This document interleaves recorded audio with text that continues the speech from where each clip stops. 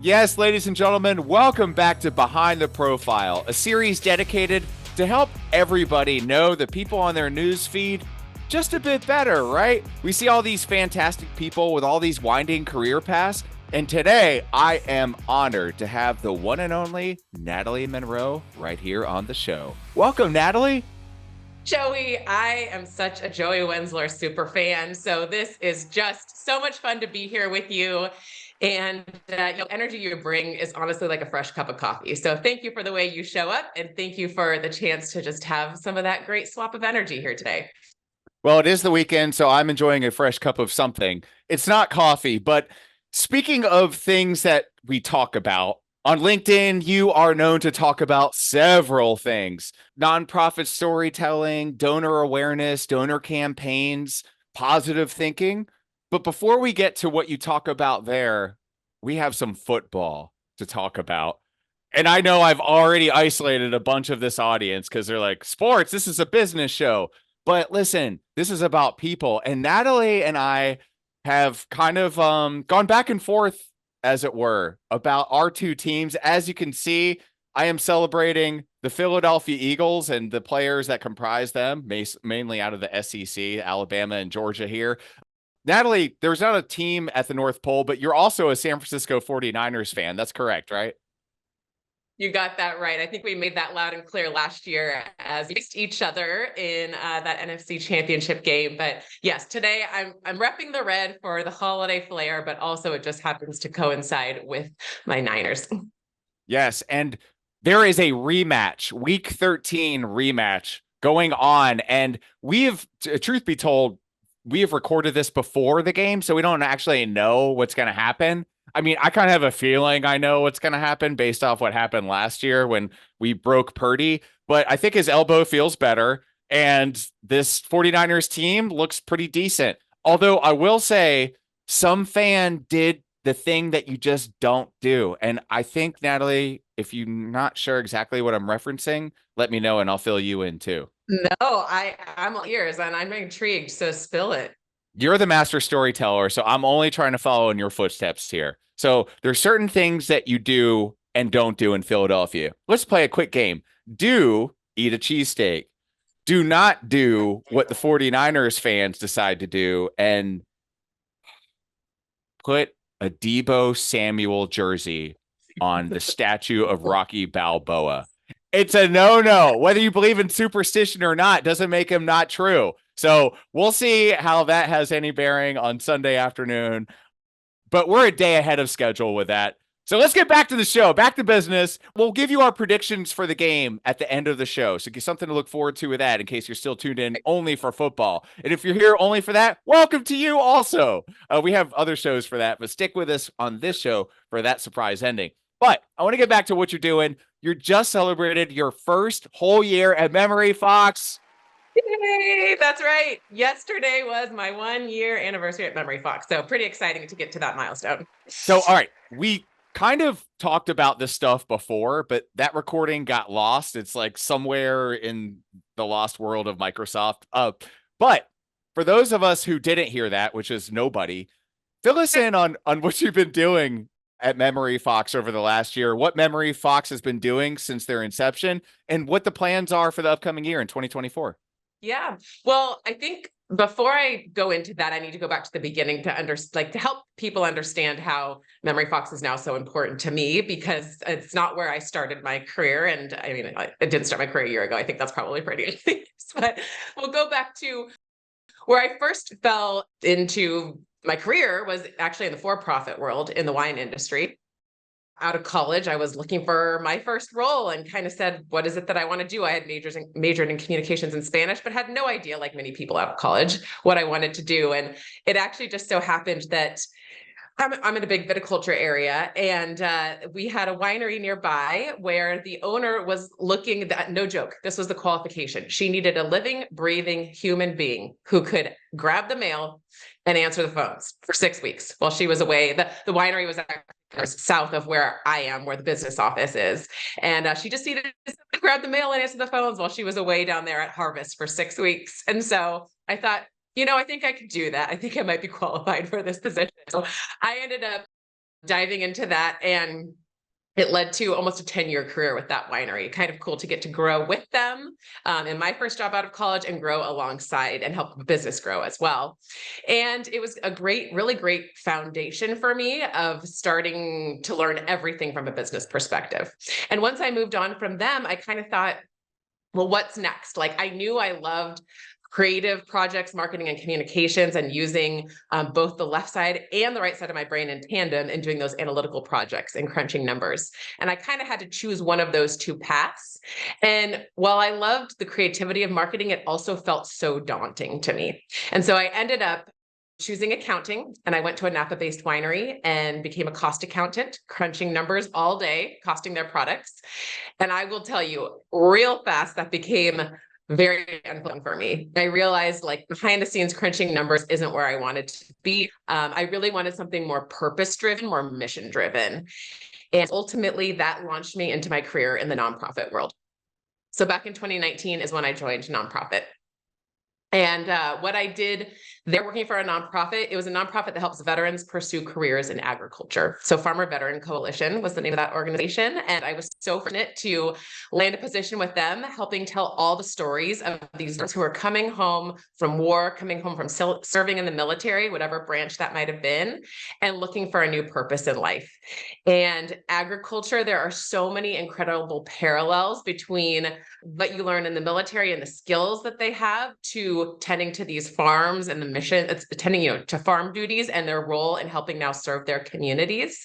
And also there's a lot of like healing and psychological healing benefits having your hands in the dirt.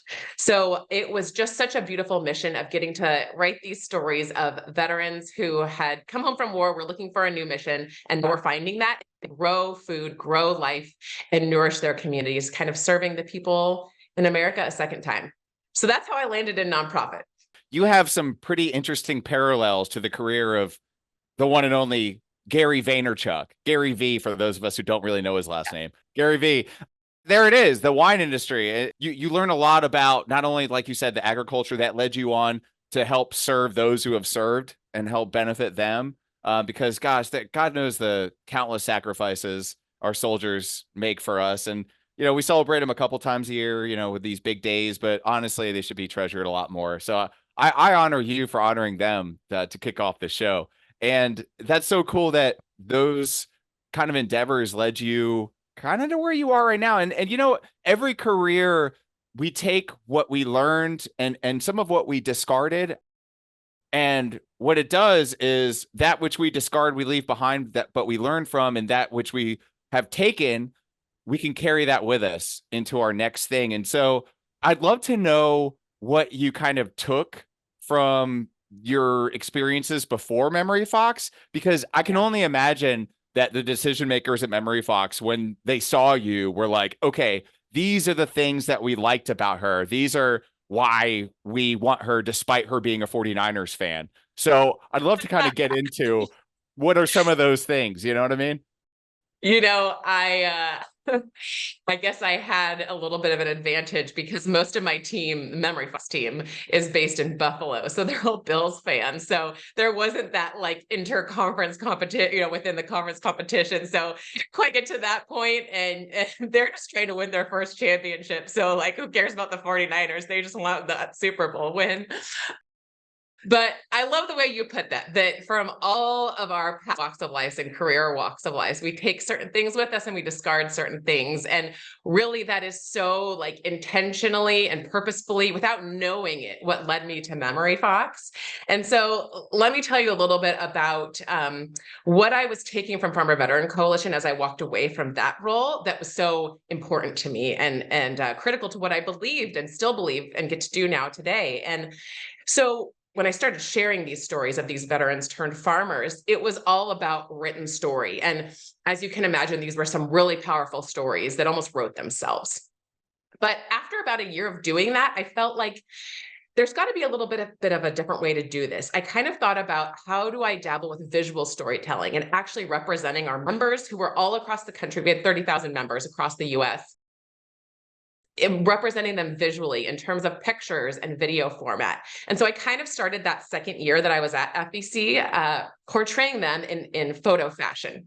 And so, for example, we had a fellowship that we gave out every year, and effectively these farmer veterans identified one single piece of farm equipment that would have made the biggest difference in their farming endeavor.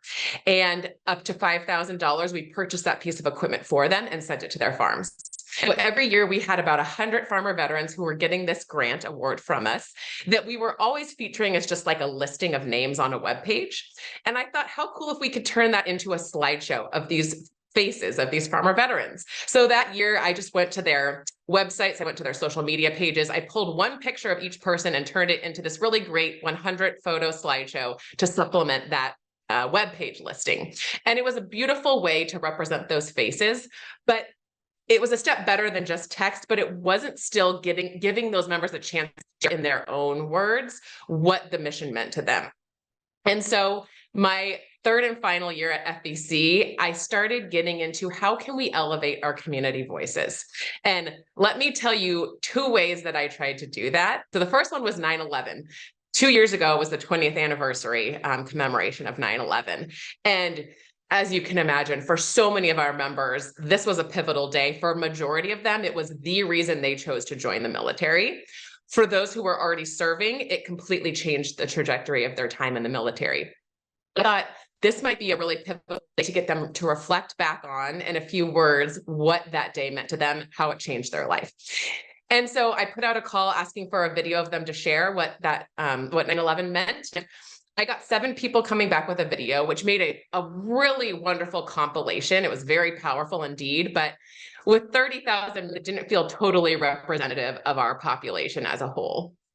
And so 2 months later, on Veterans Day, again, thinking about, instead of, as a nonprofit, it's very common for people to think, oh, Veterans Day would be a great way for us to raise money on that day. As we know, a lot of people do discounts and deals as stores and companies.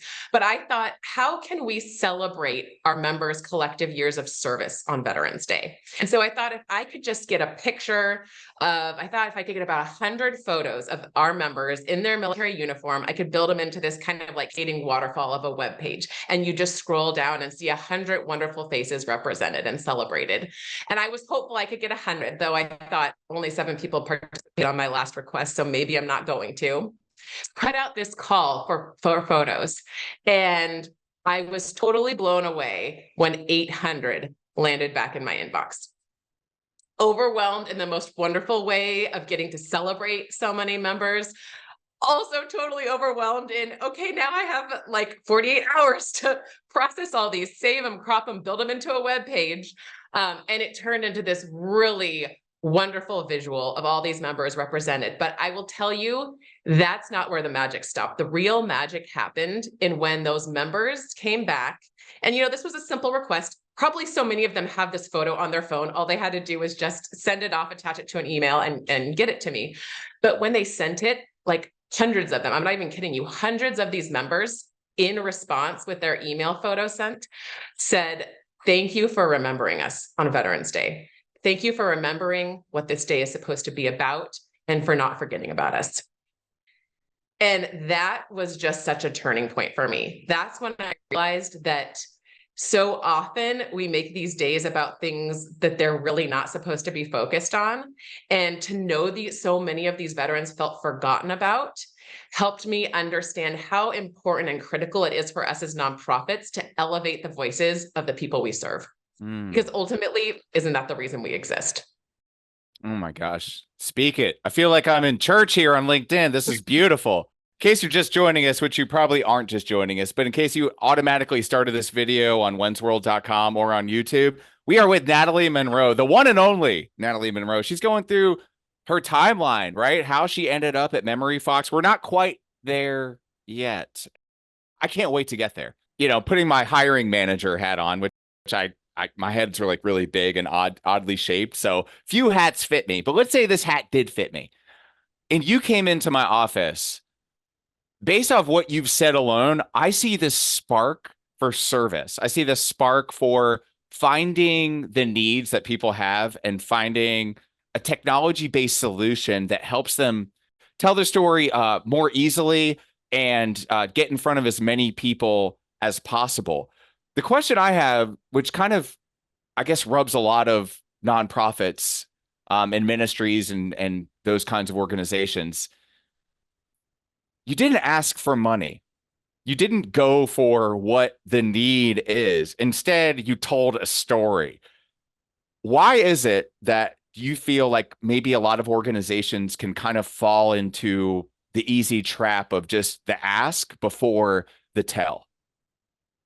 Look, for a nonprofit to survive, you need money, you need funds, you need donors, you need grants, you need corporations that are giving you funding. So it's, and really in the nonprofit world, we are so strapped with resources. We are typically spread so thin. Teams are small. We have historically intentionally tried to stay very lean because we know we want as much money as possible to actually go to the mission, to go to our programs, to go to our beneficiaries that we're serving. And so there's kind of been this long held belief in the nonprofit world that you have to operate on a very lean budget when it comes to salaries and resources and tools and all of those things that help you run your programs better. But if you don't have those things to help you run your programs better, how are you going to serve more people? In fact, there's a whole movie coming out or currently out about this at the moment called Uncharitable, making its way. It was directed by Stephen Gyllenhaal, the father of Jake Gyllenhaal. And it is working its way from like private screenings to now going out more publicly into the world to be accessed. And recommend everybody and anybody watch this movie because it needs to start changing the way that we as an entire world think about how nonprofits should be funded to help them do and solve the world's biggest and most important problems. Back to what you were saying, we just historically have thought like we're strapped and under-resourced. So it's always, in order to survive, you always need money. And I think the most logical touch points to ask for that money from your donor, your community, is on days that are tied to your mission. So if you're a veteran serving organization, it seems like Veterans Day is a very relevant day to say, hey, we're serving all these veterans. Can you help provide money to help us serve them better? And sure, that's a very important part of what we do too. But I don't want that to be at the risk of losing the importance of serving the people that we exist to serve. So sure, maybe we can still ask for money on Veterans Day to say this is going to help us serve more veterans. We can't forget about those veterans. So we kind of need to do both in tandem. So get into the human psyche a little bit, because obviously you've discovered something in this process, right? Because the innate response, my response would be, if I'm a nonprofit director or in charge of keeping the doors open, we need money, right? We need money for tools, resources, our members, our employees, our staff. But you're doing it a different way. Why are you going about it a different way? I don't know if I have an easy answer to that. I just think when I was starting to experiment with that visual storytelling and not just always publishing written words on a paper or words on a screen, it kind of turned into what other voices can we bring into the picture? And it started with our staff. Like a staff was a real easy touch point to get people to share what our mission meant to them or what serving veterans meant to them. And then ultimately it was like, well, why don't we actually ask the people that we're serving?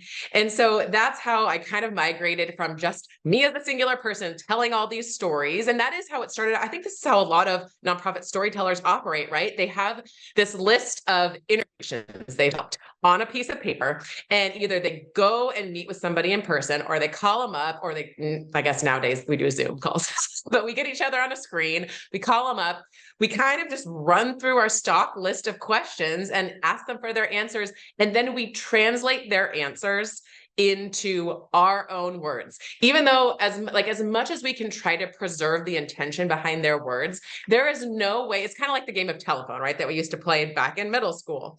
There is no way you can translate something differently when you're taking it directly out of the person who has that own lived experience, sharing their own story and putting it into your own words. And so I think I had that epiphany of, what if we just let the person who's lived that story tell their own story through their own voice?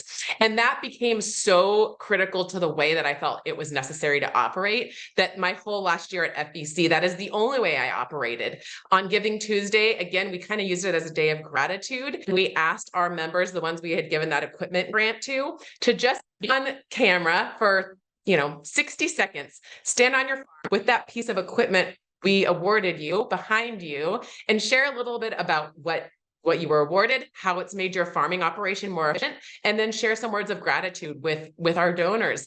And again, I was doing this to try and serve the community, but also share, like help donors see what their dollars were doing. But I was more surprised when those members came back saying, thank you for the opportunity to say thank you.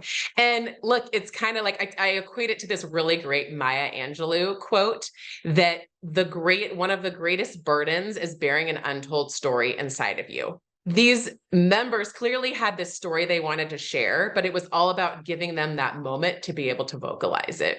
And so that kind of put me in this space of really being so in favor of elevating community voices. And so to kind of get back full circle to where you asked me of how I landed where I am today and why that's so meaningful to me, this has been quite a journey here, but when I moved on from FBC at the beginning of last year, I took a lot of the year to figure out like that mission was so meaningful. I knew I wanted to land somewhere equally as meaningful. And so a lot of that year was just trying to figure out what that looked like. And at the end of last year, I ended up at this nonprofit storytelling conference, which I felt such an immediate pull to this community when I learned about them. And I was in San Antonio at this wonderful conference, just surrounded by fellow storytellers. 3 days. It was absolutely beautiful. As I wandered exhibit hall on day 2, and I was looking at the exhibitors on either side of the hall, and this group called Memory Fox, and I had never heard of them. Unlike most of the other vendors there, I at least knew them by name. But Memory Fox was intriguing. It was different. Their backdrop was this wonderful collection of orange foxes huddled around a campfire sharing stories. And so that drew me in, just being a lover of camping since I was a kid. And I walked up to their booth and I said, hey, what do you guys do? And they showed me their tool. And my jaw practically hit the floor because all I could think of was this would have been the biggest game changer in the work I was just doing to collect stories at Farmer Veteran Coalition, especially on that day when 800 photos came in and I was frantically for 48 hours straight trying to figure out how to get these all compiled.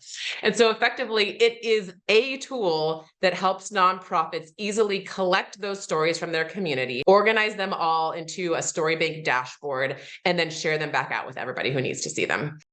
Wow, that's huge. How long has Memory Fox been around for? In the way that we operate today, 3 years, but our journey as a company started 7 years ago. So Chris Miano is the founder. He himself served in the Army. And when he came home from Iraq and Afghanistan, his family said, it's really a shame that your grandfather, who was a World War II veteran, isn't still alive, because of the two of you would have really benefited from swap stories of service from each other. And what Chris did at that point was he actually launched Memory Fox as his business school project. He was at University of Buffalo going through the MBA program.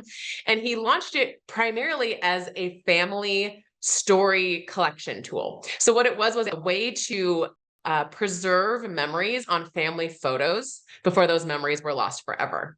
And so how it worked is you would actually take a picture of a family photograph and then audio record a grandparent and older generation. We worked a lot with retirement communities, a lot with pre-dementia elderly, trying to collect those memories from them on family photos before those memories were lost forever. And as he and a couple people with him at that time were doing this, a couple of nonprofits to him in Buffalo, United Way there, and a local naval park caught wind of this tool and said, oh my gosh, can we use this? We know video storytelling is gold. We know how important it is to share the work that we're doing, but we're so busy doing it, we don't have the time to capture and share those stories. And so that was pretty much actually the day the world shut down, right? Right then, he pivoted to then serve the entire nonprofit ecosystem. And so we kind of moved away from that family storytelling aspect and more towards any nonprofit that needs a way to easily collect their community voices, their authentic community generated content, and share it back out to help show the impact of the work they're doing, recruit more people to their volunteer team and force, maybe bring more people into their programs, and ultimately show donors where their money is going to help you feel good about the full circle impact of just transactionally giving money. You're actually feeling good about what that is allowing the organization to do. He pivoted to serve the entire nonprofit world, and here we are almost 3.5 years later at this point, still doing it. I'm pretty sure Chris will love this next part, but in case there's somebody wondering if this tool can help their organization, what's the best way for them to reach out to Memory Fox to make a good contact? Oh yeah. So, well, we've got a website, memoryfox.io. We are on all the social channels. You can find me on LinkedIn. Any of those ways you can get to us. But there's a lot of people out there who don't know a tool like this exists. And that has been the coolest thing of joining a team, is talking to so many people who just have that same moment I had in San Antonio, where my jaw hit the floor and I went, oh my gosh, I can do this. I could have done this so much more easily. I could have saved myself like thousands of hours in my time there. So it's such like a magical experience to now see those people have their own moments and to really think about potential. Like, I think we've barely scratched the surface. There's so much you can do, and really Memory Fox is only limited by your own creative brain. So yeah, sure, it's easy to think about, like, let's collect messages of gratitude to share with donors. That's a really obvious answer. But we've had customers who have taken on really creative ways to show their impact or to educate their communities, or show their work in action of trees actually being planted into the ground. And so there's just so much potential to be able to use visual stories to show a full 360 circle impact. So take me through the process, right? Let's say that you are working with an organization, National Winners Day, because the Eagles are winners. So let's say we're celebrating National Winners Day, and take me through the process. You reach me through my phone, right? Do I get a text message or do I get a call? Tell me how does this work, Natalie? Yeah, sure. So it's really however the nonprofit is communicating with you. So let's say they send you emails every so often, or maybe they do send you text messages, or they put messages on their social media pages. Whatever form of communication you're engaging with your community is where you want to send them the link to these campaigns. So, okay, so let's say you are trying to collect some stories around National Winners Day, and you have a group of people who have been a part of this winners cohort, whatever that looks like for you, and you want them to know, what does National Winners Day mean to you in your own words? Have them just share that one simple statement. So you as a nonprofit would build a campaign and you'd send them a URL link. They can access it on their mobile device, on their tablet, on their desktop, whatever. There's no nothing to download or anything like that. It just takes them to a website, and they go through this very short campaign where they give you a little bit of information on themselves. They agree legally to have their story shared back out by you. And then they answer that prompt you've given them. What does National Winners Day to you? Or why is this day important to you? Or how have you been a winner? Like whatever you want to say, right? And they record for 30 seconds, for 10 seconds. They can also upload photos if that helps paint the picture of National Winners Day. And that content then immediately flows, once they submit it, on the back end to the nonprofit into their story bank. And you get to collect all those stories and then publish them maybe in a public facing webpage, or take 5 video clips from 5 different winners and compile them into one piece that then you share back out to show, this is what this day means to our community. That's so powerful. I'm sure you have several use cases that you can't talk about, but are there any that you can share about how it's impacted their organization, their donor engagement, and so on and so forth? I have a couple that I really love to share. One of them, and we'll go back to, we work with several veteran service organizations, and so one of them, which maybe you're familiar with, is Wreath America, and they do this really, like, they're all about one of their primary events is their annual wreath laying ceremony in December, which is very exciting. I'm actually headed to Boston next week, and I get to participate for the first time this year. But what happens is people all across the country are going to these cemeteries of fallen soldiers, and they lay wreaths at the gravestone, at the headstones of those fallen service members, kind of in tribute. This is like a massive undertaking because there are thousands of cemeteries all across the country where people are, and volunteers are going out, people who have maybe lost a family member or want to honor something important to them in their life by laying these wreaths. And as you can imagine, there's just so many like really moving images and videos that come out of these ceremonies.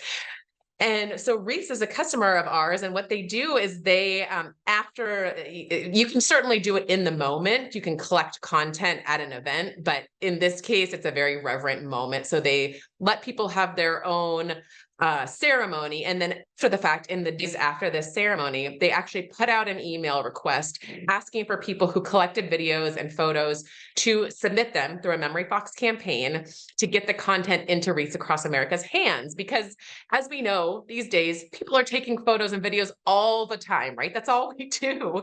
But that's right. Unless you as the nonprofit have a really streamlined and easy way to collect that content, that is lost collateral that you're never going to be able to show.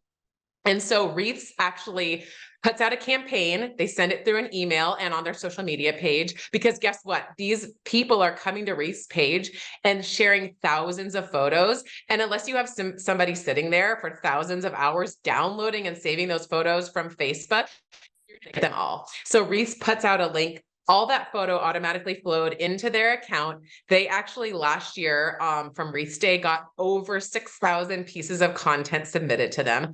I cried over, I mean, not cried in like the sense that it was tedious to save accurate photos. I can't even imagine 6,000. But they ended up getting 6,000 photos that now they've used this entire year for their marketing collateral to show the impact. And what they did at the same time is they allowed those people who were needing a moment to honor the life of somebody that meant something to them. They were giving them that opportunity to share who that person was, who they maybe otherwise wouldn't have the chance to reflect back on in a very public way. And so what is the best way we can honor somebody whose life has been lost? It's through telling a story. So that was a really beautiful way to be able to do that, but also to such powerful content themselves. So that one I love. The other one that's very creative, I think it's an educational campaign, and that was done by the Urban League in metropolitan Seattle. So what they did around the beginning of COVID, they realized there were so many youth, like kind of like middle school age kids in their community who had a lot of questions around the virus and the vaccine. And so they asked them to just take their device, film a quick video of them asking the question that they had. And then Urban League took those questions and they shared them with trusted doctors in their community, who then filmed their answers to those questions. And then the Urban League took all those question and answer segments and compiled them into one woven piece that they then published on their YouTube channel. And they were able to, in one drop, educate thousands of people in their community around the coronavirus and send them out to, feel more informed about the virus and the vaccine. And, I think about it and sure, okay, they could have maybe written an EU document that had the same questions and answers, but it was so much more meaningful to see it visually represented through the community voices themselves and seeing the people that were a part of this mission. How often do we get a text message with an emoji, even if it's a crying emoji, not like the laughing cry emoji that I sent a lot of my friends when we took Brock Purdy out of the game last year, but like an actual, I'm upset, this is hard. There's no better way to actually share that moment than to see and not to bear down and push the point, but to see the actual human element, to see the emotion, to see your fellow human being going through something, because we all go through things. And especially in the service community, that's a giant community. And sometimes those feelings can be shared. There's loss, there's triumph, and there's everything in between. So there's a lot to be said for that. You named two really cool examples. What are some examples of organizations that maybe you haven't worked with yet that are on your dream list for 2024? Oh boy, gosh. A stellar question. It's so interesting. When I met Memory Fox, I just felt an immediate alignment, and that is what drew me to them, because don't we all want to do something that means something to us? And so I just felt like it was such a natural transition, and I was fortunate in the fact the team was actually growing. And so when I talked to them in San Antonio, it was just kind of this magic moment of, we're looking for somebody who has nonprofit experience. We're looking to expand our team, and I was looking for my next role. But I just think of all the people like me who are back in the role similar to what I was doing, who just feel frustrated by archaic systems or non-existent systems, who have a very clumsy way that they have to collect and they're losing the opportunity to share those stories. And so, people that we talk to who are coming to learn about Memory Fox, so often the answer is, well, we're in shared folders, a SharePoint, a Google Drive, maybe Dropbox. And sure, maybe that's the way that you can collect content, though it kind of this web of like everything is everywhere. And it is a headache on that. And then, like, God forbid somebody leave the organization who's the one who oversaw all that, and then nobody else knows where all of that lives. But even if you do know where it lives and you have to go to 3 different, 4 or 5 different places to access it, it doesn't always necessarily tie the person to the piece of content. So you might not know who that story came from. You might not have a quote, like a caption quote from them, because that lives in an email. And how do you get a testimony in an email to live with a video on a shared drive? And so anyway, all of this is to say, I hope that anybody who feels challenged by being able to tell their stories can have the opportunity to be able to do that better, to serve the community in all the different ways that means. Maybe that means being able to learn from your program participants, hey, what is it that you actually appreciate about this program? What do you wish that we could do differently? And maybe giving them the chance to voice that is a different way to collect it than just like a survey. And maybe it means just coming full circle to show donors your impact, because in the nonprofit world, the sad reality is donor retention is abysmally low. So when we talk about donor retention, I think for first-time donors to an organization, the retention percentage is around 20, kind of hovers around 20, which is scary to think that 2 out of donors the first time are going to stay with you going forward. Across the sector for all-time donors, I think it's somewhere in the 40% range. But I don't know what it is in the for-profit world when you think about customer retention, but I know it's a heck of a lot larger than that if you want a health measurement. And so if we want to think about, like, how are we going to keep funding our mission to perpetuate ourselves forward and to be able to ultimately serve our community? And the end goal for any nonprofit is to put yourself out of business. You want to be able to have enough of an impact that you don't need to exist anymore. So how are we going to get the funding to do that? Well, part of that is you need to report back to donors what their money is doing so they feel compelled to continue giving to you. And so ultimately, I want any organization who feels challenged by that, who's struggling with that, who doesn't know what storytelling can look like for them, to have the chance to be able to do it better. I know I didn't give you any names, but it's too much more universal than that. No, and that's okay. And that's amazing. And that's one of the things I treasure about you. And for those of you who haven't encountered Natalie, I'd be shocked if you haven't, but there was a time when I didn't either. So here we are. And now's the time to connect. So if you're on LinkedIn, just type up in your search bar Natalie, Natalie Monroe, Natalie Monroe, and you'll see this cute little fox right after her name. And that's to signify her association with her fantastic company, Memory Fox. And I can't wait for the fox. You got to have the fox. You got to have the fox, right? What does the fox say? I don't know if that's still relevant. I don't know. I'm so on fleek. You know what I mean? I'm hip. I'm cool. It's like all the kids. Those new the follow up to what does the fox say is now those Uber Eat commercials with the foxes. Have you seen that one? No. You gotta Google that if you haven't. No, I got to check it out. It's great. All right, I'm excited about that. But if you're excited about telling your story in a more efficient way, because I think one of the things that you really brought up was efficiency, because you have 4 or 5 different sources. Nobody wants to spend the time, especially if you're ultimately want to ask me for money. Like, I don't want to have to look and scour the internet for reasons why I should donate to you. Make it easy for me. Help me to see the story, feel all the feels, and then at the end of the day, open up my pocketbook, because that's the natural order of operations. So if you are one of those organizations that struggles with donor retention, donor engagement, and at the end of the day, donors, this might be some good wisdom to take on and at least field a call with Memory Fox, because I can just say from experience and just on LinkedIn alone, seeing a lot of these struggles that you list being pretty commonplace. Absolutely. Yeah. Yeah, it's true. It absolutely is. And again, going back to the fact that nonprofits are so under-resourced and just tapped out on bandwidth, a lot of times you don't even know where to go to begin. And who goes to school to study to become a fundraiser? Nobody learns how to be a fundraiser. That is just something that 90% of fundraisers fall into.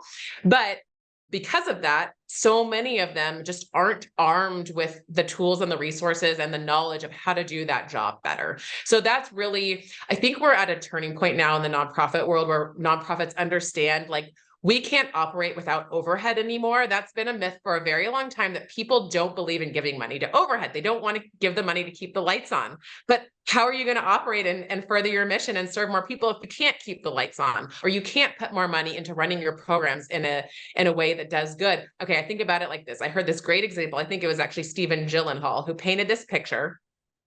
Think about this.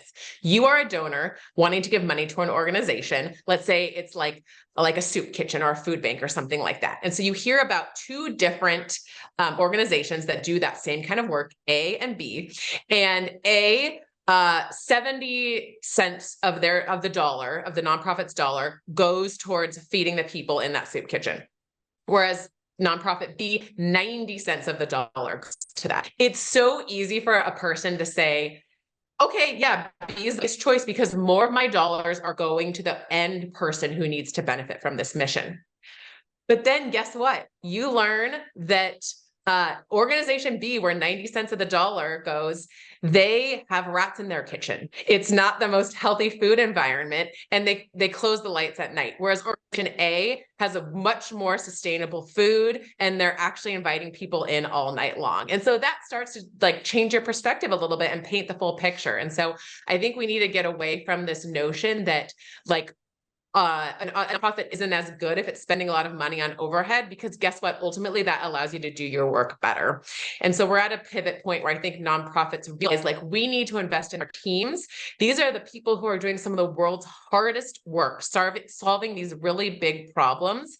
And in order for them to not burn out, because the average lifetime of a nonprofit worker is 18 months because they have too much to do and are under-resourced. So if we want them to keep doing that work better, keep that institutional knowledge within our organization, we need to give them the tools. And there are now so many like technological platforms that help nonprofits have a CRM that helps them do donor resourcing better, organize their contacts, storytelling tools like MemoryFox, fundraising tips and techniques. It's kind of like more well-rounded now than it was even a decade ago. So that is really like where we're trying to move the trend line. Oh my gosh, I'm so inspired. I wish I had an inspiring story to share with you right now. Actually, I do.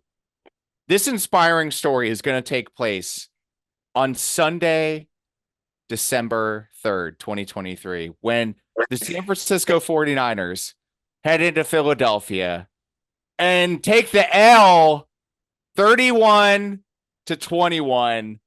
That is my final prediction. Natalie Monroe of MemoryFox.io. See, it was almost meant for you to work there. Like your name, everything works out. Everybody wants your final prediction for the Eagles and Niners Sunday at 4:20 something. So it's not going to be what it was supposed to be. That was the Bills beating your team last week so that when the Niners give them the loss, they take over the NFC conference. Obviously, that's not going to happen because the Bills did not hold up their end of the bargain last week. And my team, again, being in Buffalo and being such big Bills fans, will agree to that. That was a big letdown.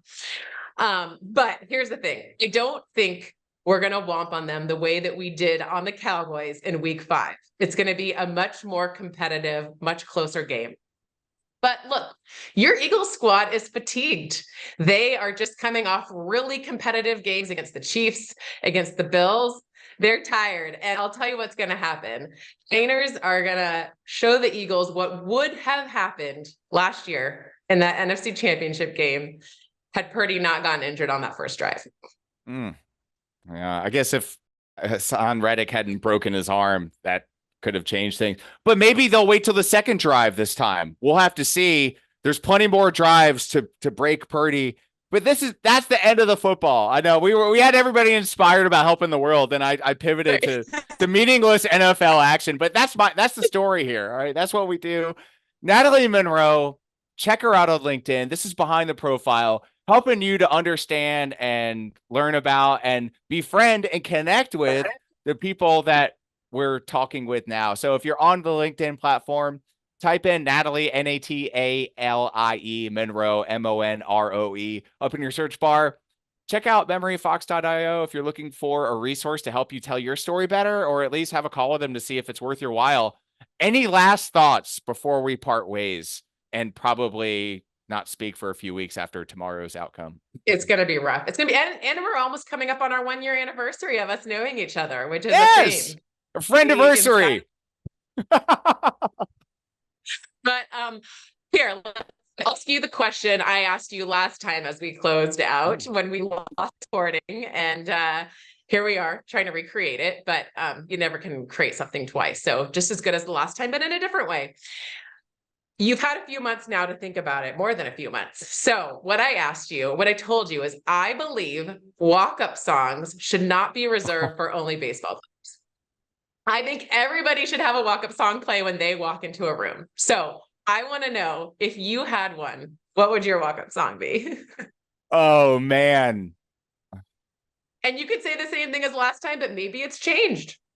What are you feeling at this point in time? There's one song that comes to mind, and it's a song that I think all Eagles fans need to listen to and need to understand. Last year, what happened in the Super Bowl will not happen again. We lost by 3 points to who will be the greatest quarterback of all time before it's all said and done, Pat Mahomes, on a field that was treacherous. Yeah, it's a bold statement, but many people would agree. And listen, I'm an Eagles fan coming here telling you that he might go down as the GOAT. I don't know, but the guy can do things I've never seen a quarterback do. With that said, we have a quarterback in Jalen Hurts who doesn't let anything faze him. Win, loss, or tie, his facial expression remains docile. It's emotionless. It's just whatever. And that's what I love. I love that cool, calm, collected demeanor. And that's the kind of ride I want to take. That's the quarterback that can drive the bus all the way to the Super Bowl. And I think the song that signifies this best is Dark Horses by Switchfoot. And if you haven't heard the song yet, it's a rock song, which I love. I feel like lead up song rock songs have been replaced by a lot of rap lead up, which is fine. If you like rap, that's fine. I'm not dissing rap, but I want to hear some good old fashioned rock lead up songs, man. That's what gets me going. So that's my lead up song, my walk up song, Dark Horses by Switchfoot. Love it. What about you? Well, let's remind us. So, and I will make Dark Horses tomorrow, just for the record. But my answer has long been, I'm gonna be, or 500 miles by the Proclaims. Something like about like the energy. I just feel like I could see myself bobbing into a room to the beat of that rhythm, and one foot in front of the other. And also, not to mention, like, I have really, really fond memories of like dancing, jumping up and down to that song with a circle of people at some of our best friends' weddings. So it's just a very happy song, but also it just like really peps me up as I walk into a room. And I feel like I know there's got to be a different answer. I don't think that is my end all be all song, but I have said that for years now, and I haven't found a replacement. So I'm still sticking with it. Okay, well, there's only one thing left to do before we close, Natalie, and that is la da da, la da da, that's all I got. So this the musical rendition. This has been Behind the Profile with Natalie Monroe. If you haven't connected with her, please do so on LinkedIn. Again, thank you so much for watching, and I hope you all have a fantastic week ahead. Thank you so much for your time, Natalie. You're an absolute gem. I really appreciate you.